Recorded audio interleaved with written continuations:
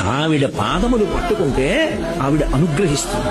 ఆవిడ పాదాలు పట్టుకోవడం అంత తేలిక లోకంలో ఇంకొకటి లేదు. ఎందుకని ఆవిడే ఎదురు చూస్తుంటుంది, ఎవడైనా వస్తాడా నమస్కారం అంటాడా అని చూస్తుంటుంది. సంతోషతరంగితస్య కామాక్షి, పరమ సంతోషంతో చెయ్యాలి. మనస్సు పొంగు రావాలి పూజ చేస్తుంటే.